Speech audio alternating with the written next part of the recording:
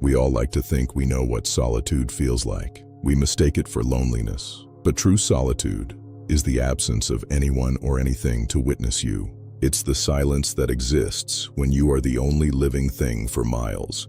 But silence is a liar. Because sometimes, when you are truly, utterly alone, that's when you realize you aren't. And that is when the nightmare begins.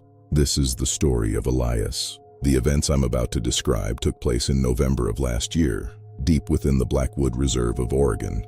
It's a sprawling, dense landscape of pine and fog. It's a place where cell service goes to die, and the roads are nothing more than suggestions carved into dirt. Elias Vance was a 26-year-old freelance photographer. He was used to being on his own. In fact, he preferred it.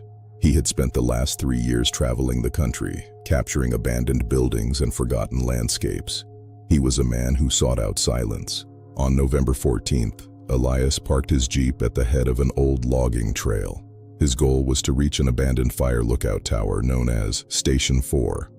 It was a 4-mile hike uphill through terrain that was slippery with rain and decaying leaves. The hike was uneventful mostly. Elias remembers the air being cold, sharp enough to burn his lungs.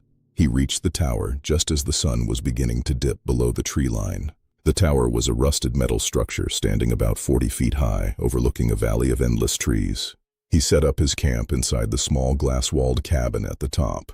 It had a cot, a rusty wood stove, and 4 windows facing the cardinal directions. As night fell, the temperature dropped.